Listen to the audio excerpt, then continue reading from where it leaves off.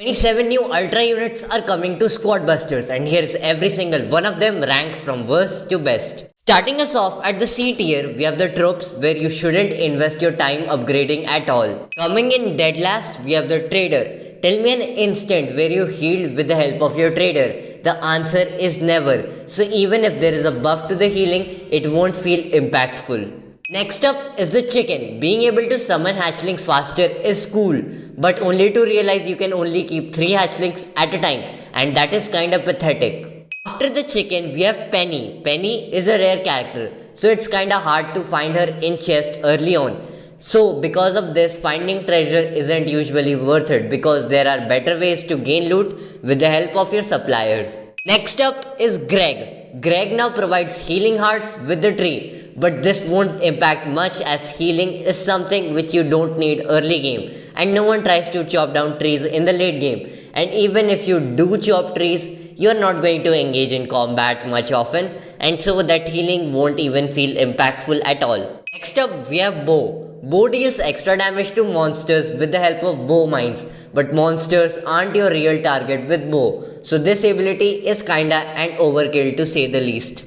Next up we have El Primo. Sure, he heals a lot with the help of super, but he is kinda greedy to say the least, and since El Primo is the last person to get busted anyways, I don't see much point with this ability. I'm sorry Heyday players, but Mavis is the next one on the list. She gives more loot, but there are more effective ways to farm loot in the game rather than picking up carrots.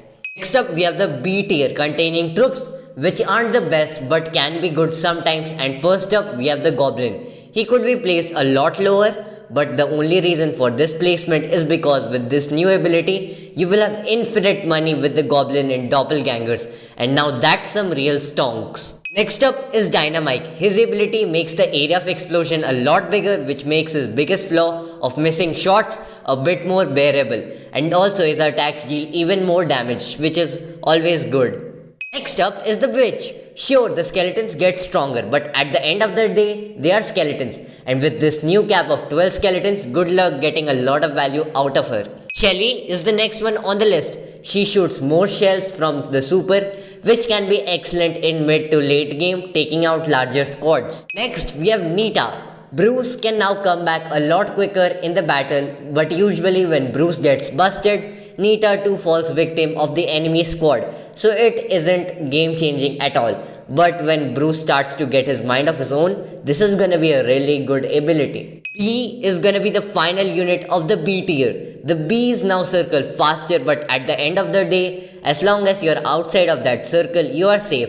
Moving on to the A tier, we have the battle healer, who can be really strong when you're quite low on HP and quickly open up a chest to get that sweet stack of healing. Another healer joins the A tier with Pam. The healing turret actually heals a lot faster, making your team super tanky near the heal station. Oh no, another healer wants to join the cool kids at the A tier, that being the medic. Being able to throw those heal packets a lot quicker is a big buff to the overall survival of the squad, and so thank you medic. Next up we have Colt. Being able to charge bullet storm from hitting monsters means all Colt is going to do is shoot bullet storm left, right and center. Heavy now heals even more when he hits quicker, and this means he is basically the shield of a ranged army.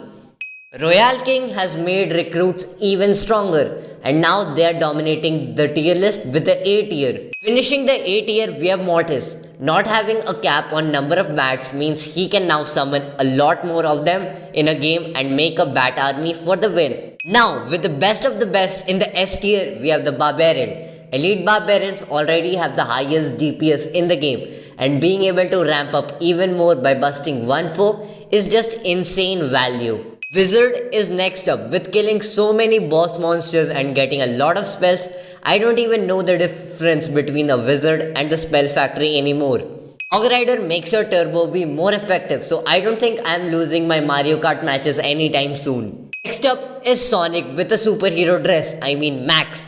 She can make the speed boost from her ability last much longer, allowing her to again chase any opponent she wants. The Archer Queen now drops an X-bow on the ground, and it deals too much damage for your opponents to withstand, which means victory is ours. Up next we have the tank. who is already too strong of a unit in the game, and being able to heal during overdrive is just making her unkillable. And the best ultra form, in my opinion, is the Barbarian King. You don't have a rage spell, but a super rage spell. And I don't know if anyone can even survive a super rage spell combined with the Barbarian King's speed boost. That is going to be it for the tier list of ultra units. Next up, check out this video to learn 30 tips about squad busters.